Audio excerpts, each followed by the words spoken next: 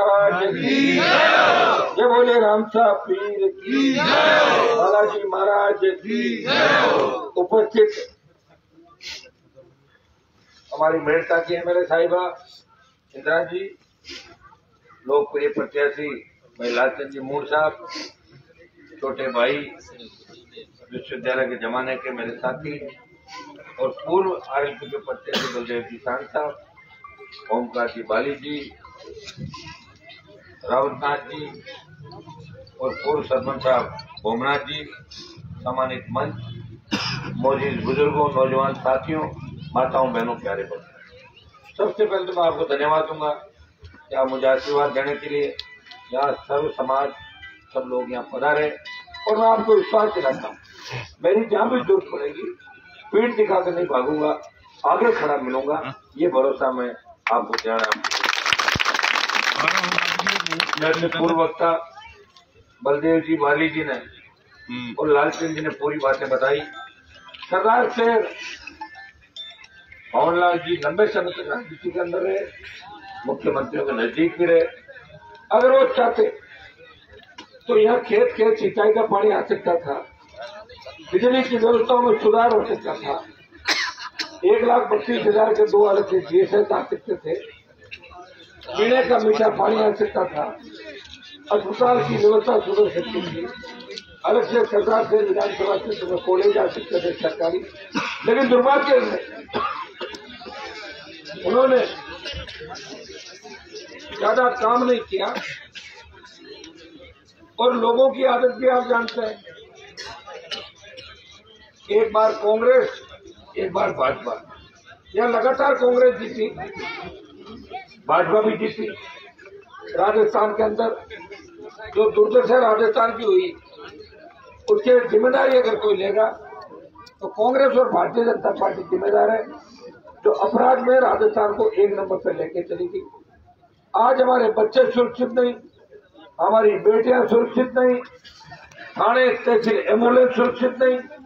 एक जमाना हुआ करता था 40-50 साल पहले कि गांव के बच्चे गांव में किसी गली मोहल्ले में चले जाते थे, तब ये नहीं देखा जाता था बच्चा किस जाति का है, बच्चा बच्चा है, उस बच्चे को दूध पिला के खिला के और उसके घर पे छोड़ के आते थे कि साहब हमारी गुवाड़ी मांग। और आज आप देखिए क्या, आज बच्चों को हर पल ध्यान रखना पड़ता है और बेटियों का विशेष रूप से दरिंदगी ऐसी चल रही है इस स्टेट के अंदर, देश के जिस तरह की खबरें पढ़ते हो दिल दहल जाता है। कौन रखवाली करेगा हमारे, और कितने अपराधियों के हौसले इतने बुलंद किए कि हमारे ढाणियों में जो रहवासी लोग हैं वो कहां से हर तरफ पुलिस का पहरा रखेंगे। पुलिस में भी आधे बेईमान बैठे पुलिस के अंदर, कौन सुरक्षा करेगा? रक्षक की भक्षक बन गए हम, असुरक्षित है राजस्थान के अंदर, कौन हमें सुरक्षा देगा? बीजेपी कांग्रेस को आपने देख लिया, इस उपचुनाव से राजस्थान में सत्ता का परिवर्तन नहीं होगा। अगर कांग्रेस जीती तो बयान आएगा कि भवनलाल की सहानुभूति की लेख चली भवनलाल जी की, और गहलोत कह देगा सोनिया को कि मेरा मामला ठीक है, अब सरदार से भी जीत गया, खूब जोर लगाने पार्टी में जीत गया। और बीजेपी जीती कह देंगे कि मोदी जी की हवा चल रही है, गुजरात जीत रहे हैं, वो जीत रहे हैं, ये जीत रहे हैं, ये सेमीफाइनल है, देश जीतेंगे। भारतीय जनता पार्टी ने 4 साल में राजस्थान में कोई आंदोलन खड़ा नहीं किया। कितने अपराध हुए कोरोना के अंदर, कितने लोग चले गए, कौन जिम्मेदार था? लोगों के स्वास्थ्य को खराब करने के लिए मोदी जी थे। इंटरनेशनल उड़ानों पर रोक लगा देते, कोरोना इस तरह नहीं फैलता, गहलोत जिम्मेदार था, ऑक्सीजन की व्यवस्था नहीं कर पाए, देखते ही देखते परिवार के परिवार उजड़ गए। लंपी में किस तरह गौ माता ने दम तोड़ा, गाय को राज माता की बात कहने वाले बीजेपी के लोग सो गए उनके, गायों से गांव खाली हो गए इस राजस्थान और देश के अंदर। सबसे ज्यादा लंपी से गौ माता ने दम तोड़ा। भाइयों, अभी जो हालात आप देखिए, अशोक गहलोत आज किस तरह बयान दे रहे हैं, आपने बयान देखा गहलोत का कि पायलट को किस तरह बोल रहे हैं, मुख्यमंत्री रहते कोई आदमी ऐसे बोले, इसे लगता है कि कितने फ्रस्ट्रेट है, कितने परेशान है। और पायलट मुख्यमंत्री बनना चाहता है, गहलोत रहना चाहता है। बीजेपी पार्टी बिना दूल्हों की बारात है। अब ये बताओ, किसी बारात का अगर दूल्हा ही नहीं होगा तो तोरण कौन मारेगा जाके? या तो 12 दूल्हे और एक वही पुरानी लुटेरी दुल्हन, 13 लोग हैं। इस राजस्थान के अंदर जातिवाद नहीं होता था। जब से वसुंधरा आई, जाट की बेटी, राजपूत की बहू, मेढ़ों की बुआ, मेघोलों की पांडी, गुजरों की समझन, रेवाड़ियों की ये रखती हूँ, मर्यादा की वो रखती हूँ। जो दिखा उसी को उसने या तो राखी बांध दी या उससे अपना बना लिया, अपना बता दिया, पता ही नहीं चला। और आज तक हमें तो ये भी पता नहीं चला, तो मुझे तो खैर पता चल गया कि उसकी जाति क्या है, लेकिन हर आदमी को पता नहीं कि वसुंधरा की जाति क्या है। आप जानते हो क्या? उसकी जाति है गडरिया। गडरिया जो पेड़ चलाता है, वैसे उसकी जो फार्म है ना उसमें गडरिया लेता है। और तो वही बात करेंगे जो डॉक्यूमेंट की बात है।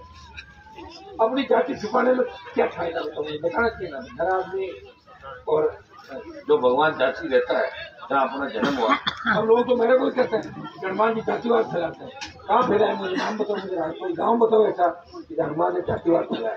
हाँ, जातिवाद कम कर दिया मैंने। जब ब्राह्मण बढ़िया आरक्षण मांग रहा था, उनके साथ राजपूत भी आरक्षण मांग रहा था, हनुमान बेनीवाल बोला कि आर्थिक आधार से इन सबको आरक्षण मिलना चाहिए। ओबीसी दोषों को कुठाराघात हुआ, मैं बोला। और यह सिख समाज की बहुत बड़ी संख्या है।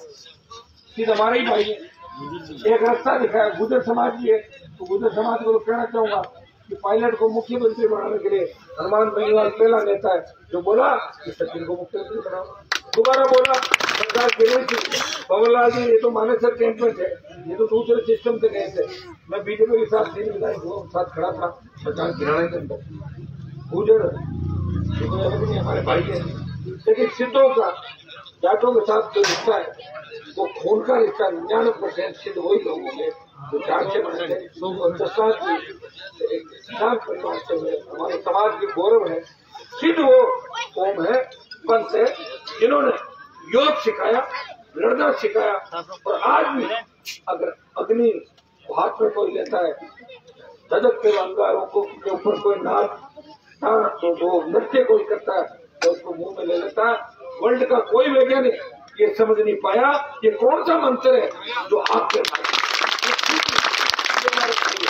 मैं सिख समाज को आश्वस्त करता हूँ कि राजस्थान के अंदर तो आप ओबीसी के अंदर हो, लेकिन दिल्ली में सिद्धों को ओबीसी का लाभ नहीं मिल रहा है। और उनकी बात जब लोकसभा चलेगी भरोसा दिलाता हूँ सिद्धों को, विष्णुओं को और बची ओबीसी की जो भी जातियां उन सबको दिल्ली में केंद्र में आरक्षण मिले, ये मामले मैं तो सिद्धों की बहुत बड़ी कृपा मेरे ऊपर। 5 का आसन पीठ वहाँ पे हमेशा जाता रहता हूँ आपके कार्यक्रमों के अंदर। दत्ताजी महाराज का नबी भगत हूँ, उन्होंने जो पूजा पैदा की जमाने के अंदर लड़ाई कर रही थी, कितने मुगल शासक दूसरे शासक हिंदू धर्म का कर रहे थे, उस समय ये लोग भगवान के रूप में आ गए, चमत्कार किया। और उसी का परिणाम है कि आज उनके बताए रस्तों पे अपन चल रहे। अब देखो उनके रास्ते में सारे अच्छे थे, लेकिन अब कोई चले नहीं, ये तो अपने को चेक करना।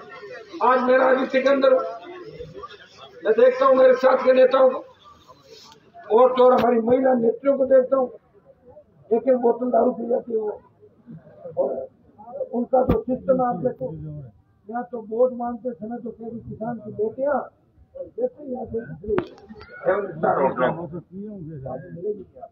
दूसरा खान पान रहन सहन दूसरा। और बात तो करेंगे हमारे समाज की, समाज के अध्यक्ष बने हुए हमारे और बेटियां पोतियां जा रही है दूसरे समाजों के अंदर। ऐसे कैसे चलेगा? फिर तो संस्कृति खत्म हो जाएगी। अरे अपने समाज की बेटी तो समाज में देते हैं नहीं देते हैं। अब लोग पता नहीं क्या हो गया लोगों के, पैसे वाला कोई ऐसे काम कर दे तो लोग उसके सगाई में भी चले जाते हैं, जीवन में चले जाते हैं। और गरीब आदमी की बेटी कोई किसी चाहते लोग एक बेटी बाजी उड़ी उसके वहां जाके साफे बनाते हैं। तो अपने को भी कुछ सीखना होगा। ये जो बड़े लोग जो समाज का नेतृत्व करते हैं वो अगर इस तरह की हरकतें करें, उनकी एंट्री गाँव के अंदर बंद करो। मैं तो जनवरी से अभियान चलाऊंगा कि मेरे समाज की गंदगियों ने जो राजस्थान में गंदगी फैलाई उनको ठीक करना जरूरी है, क्योंकि वो समाज को भी कमजोर करे और कौम को भी कमजोर करे। और ये नए बच्चे है ना, आज मैं ये शर्ट पहनता हूँ, दाढ़ी रख रहा हूँ, तो मैंने कहा तुम क्यों रखते हो? क्या आप रखते हो? इसलिए रखते हो। बताओ, मुझे तो लग रहा है कि मुझे भी कुछ सुधार और करने की जरूरत है। मैंने सुधार, सिगरेट नहीं पीता, गुटखा नहीं खाता, दारू नहीं पीता, अंडा कभी नहीं खाया, शुद्ध सात्विक जो व्यक्ति होता है ना, जैसे आपके सिद्ध होते हैं और जैसे हमारे हिंदू होते हैं। हनुमान बेनीवाल शुद्ध व्यक्ति है, जिसको किसी तरह का नशा नहीं। मुझे नशा एक ही चीज का है कि किसान कौम का अगर दुश्मन फलान सिंह जी, फलान राम जी, टिमका राम जी, टिमका जी का क्या लेना देना आप बताओ।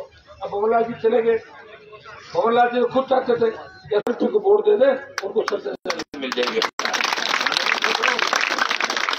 भाइयों, देश का किसान जब तकलीफ में था, मेरा त्याग समर्पण आपकी तरह ही बिल्कुल।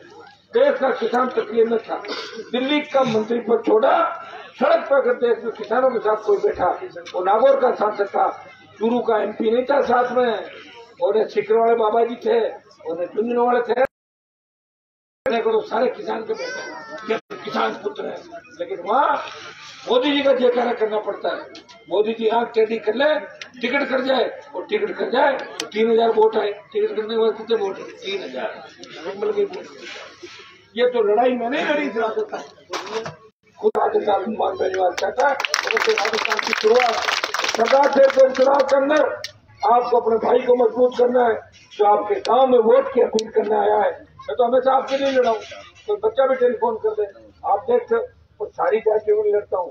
रोज की मेरी सोशल मीडिया की पोस्ट उठा कर ट्वीट देखो, हनुमान बेनीवाल जहाँ भी अपराध होता है, चाहे अपराध किसी भी जाति को, हनुमान बेनीवाल उस जाति का साथ देता है जो पीड़ित है। मैं बदमाशों का साथ नहीं हूँ, गुंडों का साथ नहीं देता, आम आदमी गरीब आदमी का साथ देता हूँ, और सर्व समाज के साथ देकर करता हूँ, विश्वास दिलाता हूँ। सरकार से के अंदर ये हो गया तो गजब हो जाएगा, तो गजब भी तो करना आप लोगों को। लेकिन तो गाँव घूमो, अब की बार आप आशीर्वाद दे दो, इस राजस्थान को बदलना है, नौजवानों को रोजगार, किसान का कर्जा माफ हो, और हमारे सपनों का राजस्थान हो। ये सारा काम अगर कोई करेगा तो राष्ट्रीय लोकतांत्रिक पार्टी करेगी। 4 साल में बीजेपी ने एक आंदोलन खड़ा नहीं किया राजस्थान के अंदर, रोज फोटो छपा था, एक बार बीजेपी ने ट्वीट किया, फोटो छपा। लोगों को, मीडिया को लगता होगा कि एक बार कांग्रेस, एक बार बीजेपी, तीसरा मोर्चा कभी आया नहीं। लेकिन भाइयों, पिछले 18 के चुनाव तक कांग्रेस को अगर 99 पे रखा और वसुंधरा को 70-72 पे रखा, तो हनुमान बेनीवाल की होकार, जवानों की होकार और किसानों की ललकार ने कांग्रेस बीजेपी दोनों को सत्ता में नहीं आने दिया था। आप आशीर्वाद देना, वोट तो रोज देते हो, 70 साल होगी वोट देते हुए, 23 में फिर चुनाव आ जाएगा। अब की बार का वोट सर्व समाज मिलकर तय कर ले कि अब का वोट हनुमान जी खाते में देना, वो खुद मांगने आए थे। ये मदद आप मेरी करना। मैं विश्वास दिलाता हूँ कि सारे समाजों को साथ लेके चलूंगा। गांव के अंदर स्कूल जब तालाबंदी कर दी, मेरे पास टेलीफोन आया था, बलदेव जी आप आए थे ना, उससे आके गए थे। स्कूल की समस्या हो या काफी GSS सरकार से कम 20-25 GSS नए बने हाथों हाथ, तब वोल्टेज की समस्या का समाधान हो। और 2,32,000 के GSS बने। और अगर थोड़ा सा हम प्रयास करें तो यहाँ तो पानी नजदीक है, नागौर तो बहुत दूर है, जोधपुर भी दूर है, यानी इंदिरा गांधी ने यमुना का और हरियाणा का जो पानी है वो यहाँ अपन ला सकते हैं तारानगर, सरदार के प्रत्येक गांव के अंदर। लेकिन उसमें आपको हिम्मत रखनी होगी, क्योंकि हम तो उस देश से आते, हमारे बुजुर्गों ने हिम्मत रखी पूरी, अंग्रेजों से लड़े, जागीरदारों से लड़े, अकाल का साया और नेताओं का धोखा, फिर भी हिम्मत से काम कराते हैं। आप मुझे ऊर्जा देना, मैं थकने वाला नहीं हूँ, रुकने वाला नहीं हूँ, कभी आपके सम्मान को ठेस नहीं लगने दूंगा, और किसान कौम का झंडा हमेशा ऊंचा रखूंगा। ये विश्वास आशीर्वाद देना और मजबूती देना।